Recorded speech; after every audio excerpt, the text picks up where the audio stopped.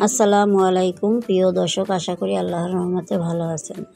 আজকে আপনাদের সাথে শেয়ার করব তেজপাতার পিঠার রেসিপি।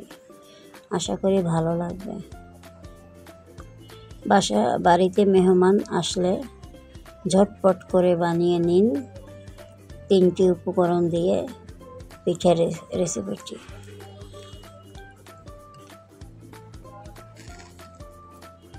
চলুন শুরু করা যাক মূল ভিডিও।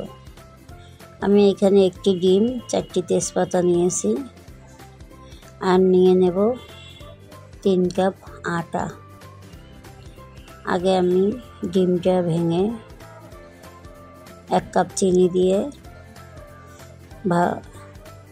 স্বাদ মতো লবণ দিয়ে ডিমটাকে ভালো করে ফেটে নেব। 5 মিনিট ধরে ডিমটাকে ফেটে নেব যাতে চিনি লবণ মিক্স হয়ে যায়। মিক্স করা হয়ে গেছে। আমি 3 কাপ আটা নিয়ে নিচ্ছি। এখন আমি ডিম আর আটা ভালো করে এটাকে মিক্স করে নেব। আমি অল্প অল্প করে পানি দিয়ে দেব যাতে পানির পরিমাণটা বেশি না হয়।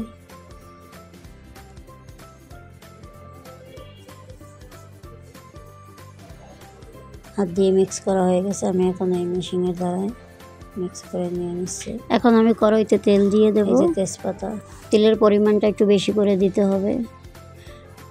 আমি একটা তেজপাতা নিয়ে এখন ময়দাটা এপিট ওপিট ভালো করে লাগিয়ে তেলে ছেড়ে দেব।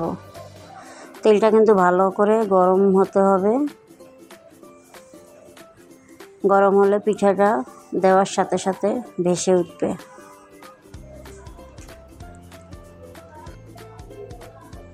আমি আরেকটি তেজপাতা নিয়ে ভালো করে ময়দা মাখিয়ে তেলে ছেড়ে দেব। এরকম করে আমি 3টে তেজপাতা নিয়ে তেলে ছেড়ে দেব।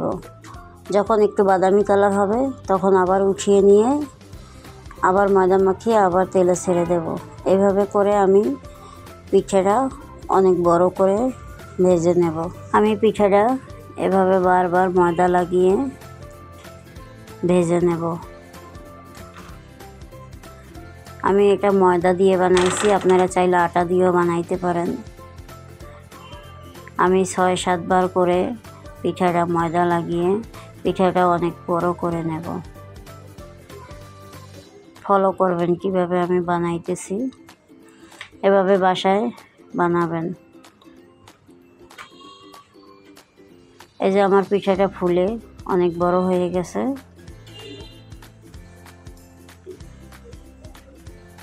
এখন আমি তেল থেকে উঠিয়ে নেব। কত সুন্দর একটা কালার হয়েছে, বাদামি কালার। এটা যত সুন্দর যত কালার হবে ততই খেতে ভালো লাগবে।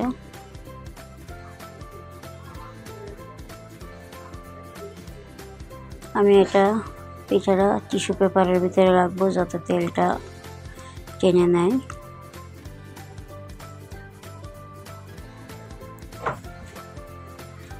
সবগুলো পিঠাই যে আমার হয়ে গেছে।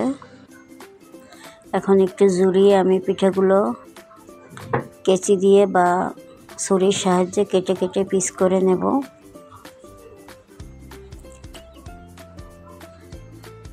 এই যে আমি পিস করে নিচ্ছি। আমার পিঠাটা অনেক সুন্দর হয়ে ফুলছে। বাসায় একবার ট্রাই করে দেখবেন, খেতে অসাধারণ। যদি ভালো লাগে কমেন্টে জানাবেন। লাইক, কমেন্ট, শেয়ার করে